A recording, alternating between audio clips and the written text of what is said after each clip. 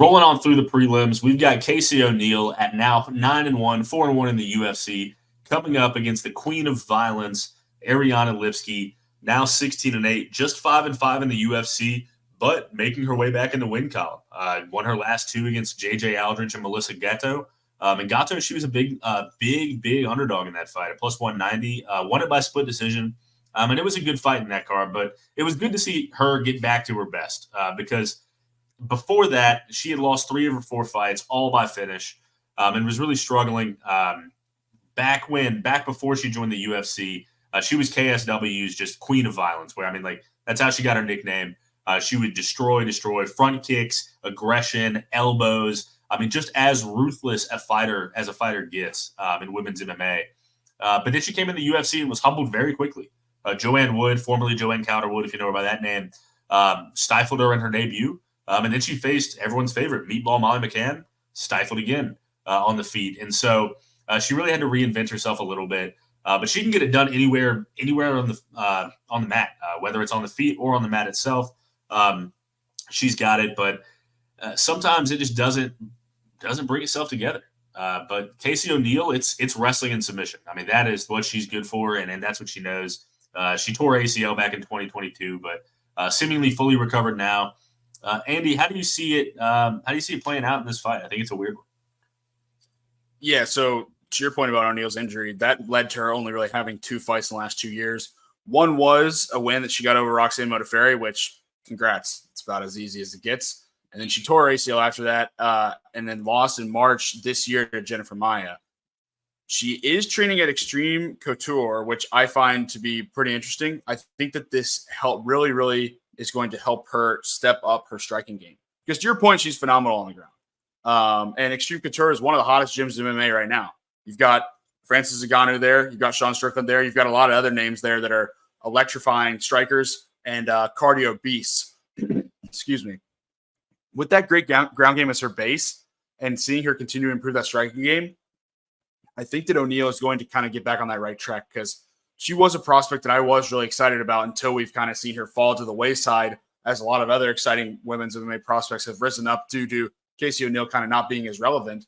She did fight earlier again in March in that loss, but she took some time off because of that injury.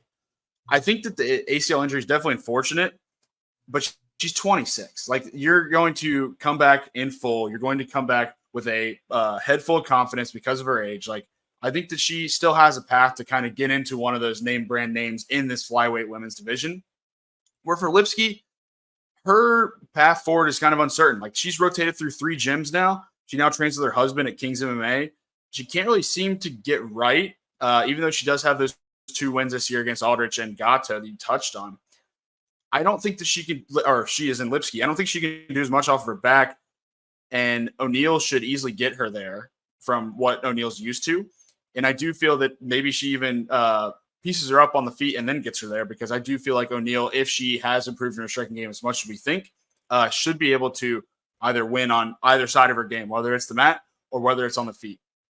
I mean, if I haven't hinted at already, I like O'Neill to win this fight, and I'm actually going to be filling her out with my parlay here. So using Randy Brown from earlier and adding her in at -200. So O'Neill at -200 on Caesars paired with Randy Brown at -260 gets you +108. I'm going to be laying that parlay for 1.5 units, Rick. That's my play, and my pick is O'Neill. What do you have? Fair enough. Yeah, I think that'll be interesting to see what exactly O'Neill's been working on over the past, 9-ish months since that Maia fight. Because in the Maia fight, she really wanted to prove herself in the striking and show those developments, and it lost her the fight. It did. Yeah. She's best when it's wrestling and submission, but she wants to continue to evolve her game, and I applaud her for that because that's how you become a champion. You might lose that fight to Jennifer Maia, but you clearly have the mentality of, I want to be elite in different facets of my game. I need to improve in certain areas to complete myself to be able to be that fighter. And I think that she's going to want to test herself against Lipski in that realm, at least a little bit, at least until she realizes, hey, you know what? I'm not there yet. Let me use my wrestling. But she's got that in the back pocket regardless. And her having that in the back pocket allows her to be able to test herself in the striking without really worrying about losing the fight in this fight in particular. Jennifer Maia, a level above Ariane Lipski. And so I think that O'Neal's probably going to be able to get it done, maybe on the feet, like you said. And I'm eager to see how she's been able to progress in that regard. But I think that regardless, she'll be able to use her wrestling when she needs it to be able to get the fight on the mat, win the rounds that she needs, and possibly finish Ariane Lipski. So I'm going O'Neal in the fight. I'm not betting a side in this one. I think it's a little too stinky as far as lines go. And so I'm going to stay away and wait for the next fight because we got 14 of them to go. So Andy going with Casey O'Neal. I'm going with Casey O'Neal. He's closing out his parlay with Randy Brown at plus 108 odds for a unit and a half.